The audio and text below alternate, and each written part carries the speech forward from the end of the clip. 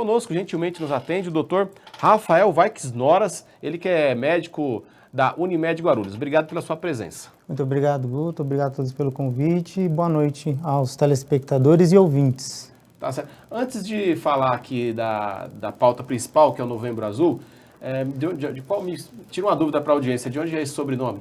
É lituano. É de origem lituana, família do papai. Ah, tá certo. Bateu uma curiosidade aqui. Mas, doutor, nós estamos no Novembro Azul, a gente sabe que o câncer de próstata é um dos principais males que acomete o homem, principalmente, né?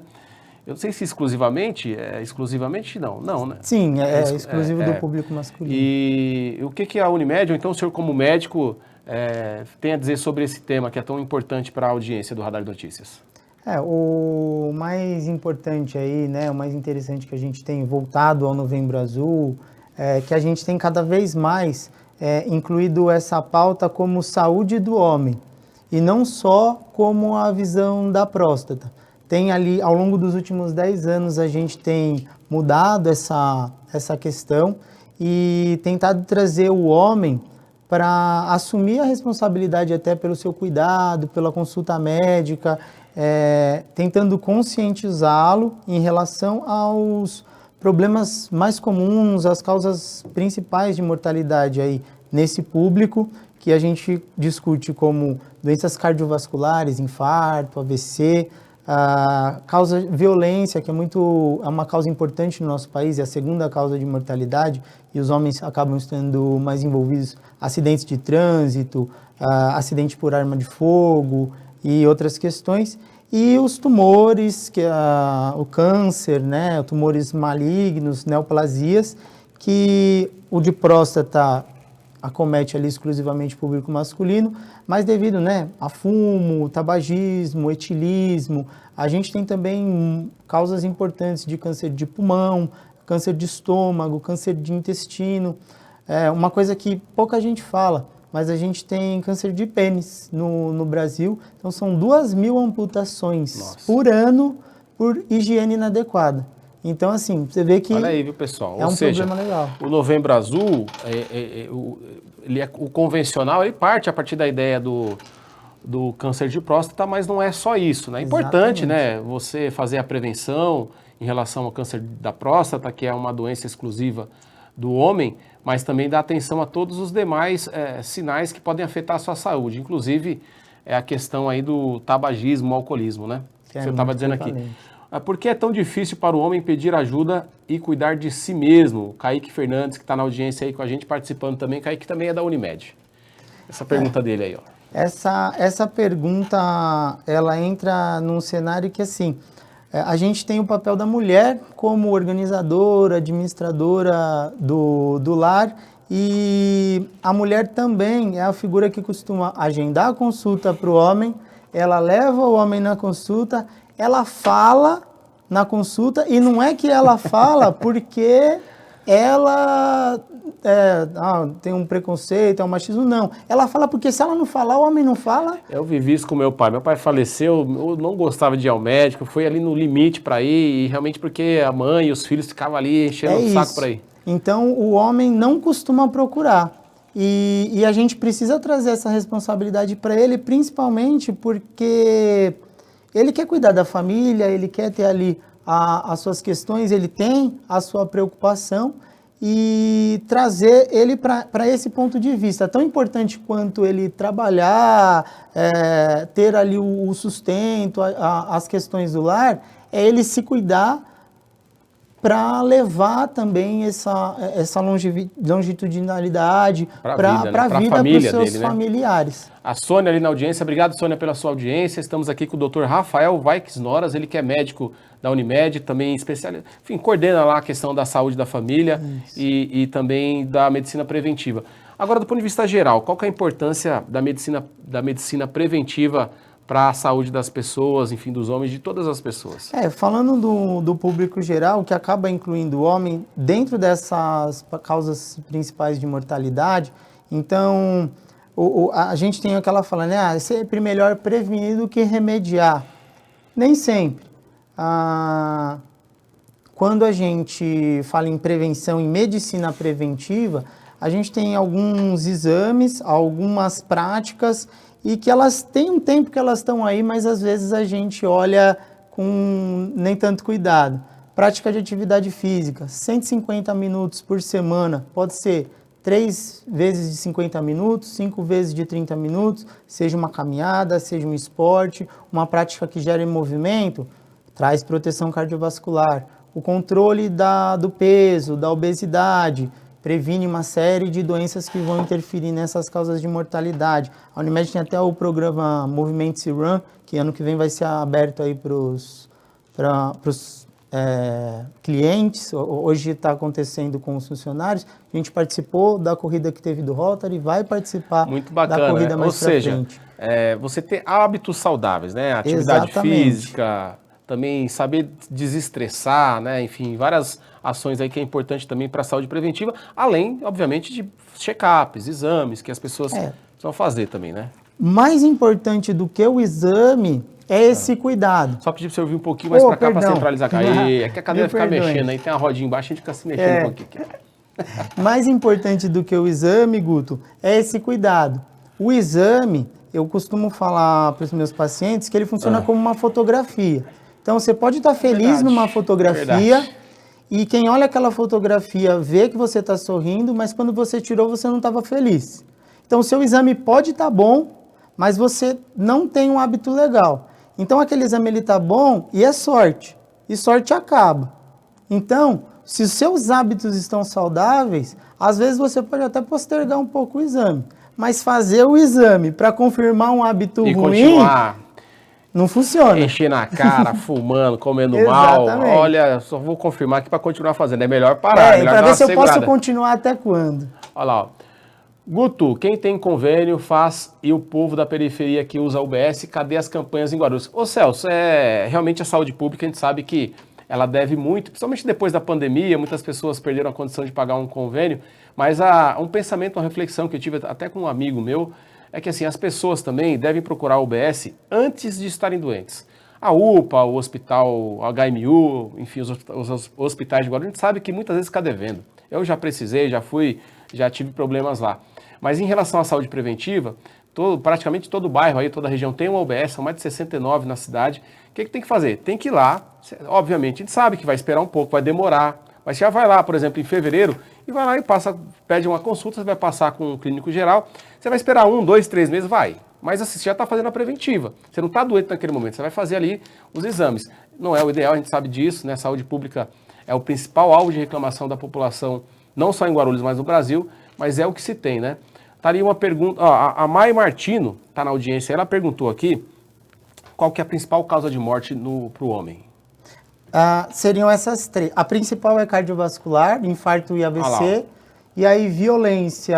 Qual é o maior índice de mortalidade masculina? A Mai Martino aí, ó. O maior índice de mortalidade masculina está dentro do problema cardiovascular mesmo, infarto e AVC. E vem ali acompanhado muito de perto pelas mortes violentas, que aí é onde entra acidentes de trânsito, todo feriado a gente vê aquela lástima. O homem morre mais que a mulher, né? É uma impressão minha. Eu tô falando de feeling, porque assim, na rua da minha mãe... Depende da causa. Na rua da minha mãe, tem umas 12 viúvas.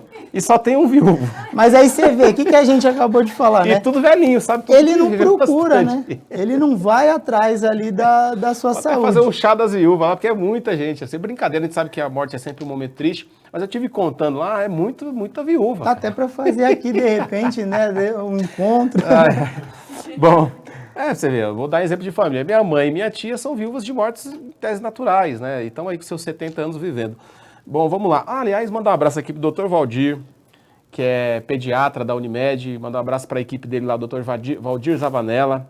Dr. Sérgio Iglesias, que também já passei com ele lá, também atendeu pela Unimed. O Dr. Tiago Braga, José Braga e a Tatiane Braga, que é uma família só que também estão aí, enfim, cooperados na Unimed. Um abraço para todos vocês. Dr. Valderico. Unimed tem um corpo de médico, pelo menos os que eu tive conhecimento, muito bons e atendem bem bacana aí a população, as pessoas que têm essa necessidade, que, né, obviamente que tem um convênio. Tá ali o João Vitor Reis. Pergunto, qual a época ideal para a realização do exame? Depende da pessoa, do ambiente em que vive? Ele está falando ainda em relação à próstata. A próstata. Não, essa pergunta é importantíssima. Então vamos lá. O homem precisa, em certa idade, chegar no médico e fazer um exame relacionado à próstata? a gente já mudou essa concepção nos últimos 10 anos. Não, a gente não faz rastreamento de próstata.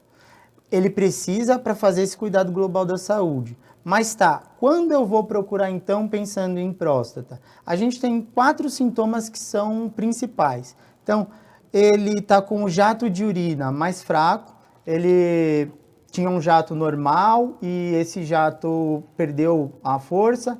Ele tem um gotejamento excessivo, então ele terminou de usar o banheiro e parece ali aquela torneira que precisa trocar a borrachinha, sabe? Fica pingando, pingando, pingando e não tem solução. Sensação de plenitude vesical, que seria o quê? Aquela sensação de bexiga cheia, que a mulher acabou conhecendo um pouco mais por frequência de infecção de urina, mas é um sintoma importantíssimo.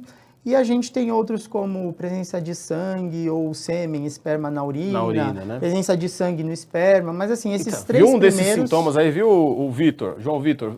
Se tiver esses sintomas aí, suspeitou, aí tem que correr fazer o exame.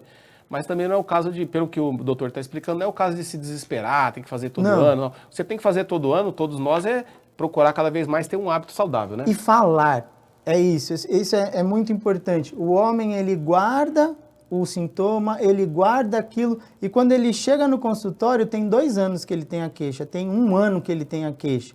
E ele não falou para ninguém. Carlos José, obrigado pela audiência lá do Presidente Dutra. A Patrícia Cabral, por falar em falar, ela pergunta ali, e sobre o cuidado com a saúde mental do homem? A segunda causa de morte, então, Patrícia, que a gente tem que entra a violência, é aí onde entra também, dentro da classificação ali da OMS, Ministério da Saúde, a causa por envenenamento. E na causa por envenenamento, a gente tem a preocupação do suicídio, né, que é um tema bastante delicado, e principalmente por carbamatos, que a gente chama que é o chumbinho. E em 2016, por exemplo, 80% das mortes por envenenamento, elas eram por homens por suicídio com algum tipo de substância. Então, falar de saúde mental é muito importante, porque nem sempre o sinal está na cara, né? E é por isso que é importante isso, o homem falar. Porque a esposa pode até entender que tem alguma coisa que não está legal, que não está dando certo, mas na saúde mental, ela não consegue ler o pensamento dele. E às vezes ele está em sofrimento intenso e tem até essa, e ele não fala. E aqui tem uma questão do homem, né? Nós somos homens aqui, tem muita gente assistindo que é homem. Tem um estereótipo também do homem que o homem é o mais poderoso, é o mais forte, é o Superman, é o líder, não sei o quê. E tem dificuldade de falar dos seus problemas, tem dificuldade de assumir fraquezas, dificuldades de lidar com qualquer outro tipo de que possa parecer que a pessoa está mais fraca, né? Isso é nas relações amorosas, isso é na relação profissional, isso é na relação da saúde. Então é importante o homem também se conscientizar que nós não somos super-homens, somos seres humanos iguais às mulheres, obviamente com características físicas, fisiológicas e psicológicas diferentes.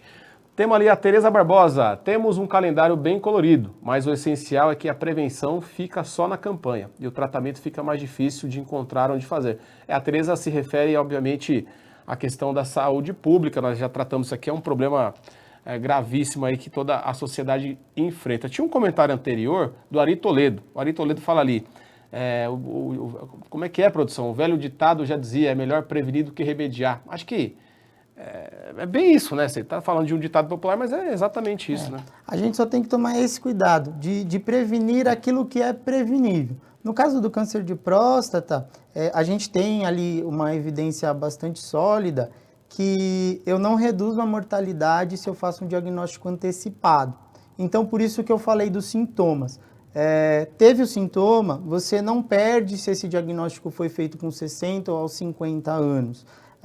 O que a gente antecipa só é sofrimento, ansiedade, exames, e às vezes a gente pode ter um falso diagnóstico, que aí submete esse homem a uma série de questões que ele não viveria, que ele não teria caso ele não tivesse feito aquele exame.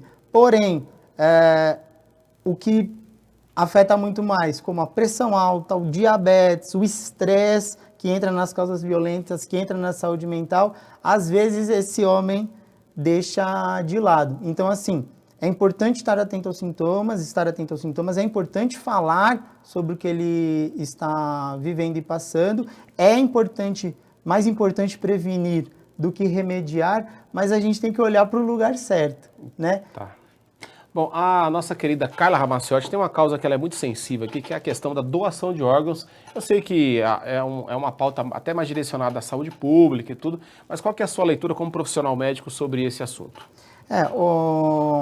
Falando assim, a curto modo, né, o grande impeditivo às vezes que a gente tem é que por não discutirmos a morte e o morrer, que vai chegar para todo mundo, não discutimos as nossas vontades, o que gostaríamos e o que não gostaríamos nesse momento.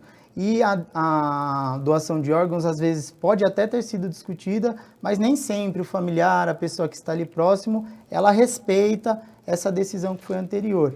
A gente tem um documento que é bem legal, que é da Resolução 1995 de 2012 do Conselho Federal de Medicina, que chama Diretivas Antecipadas de Saúde. Qualquer pessoa pode ter acesso a esse documento, em casa aí, pesquisando. Tem um aplicativo da Sociedade Brasileira de Geriatria e Gerontologia que chama Minha Vontade, que a pessoa pode baixar e preencher também. E ali ela coloca o que ela teria como dificuldade ou não, o que ela gostaria ou não que fosse feito, incluindo doação de órgãos, caso ela esteja inconsciente, caso a família tenha que decidir por ela.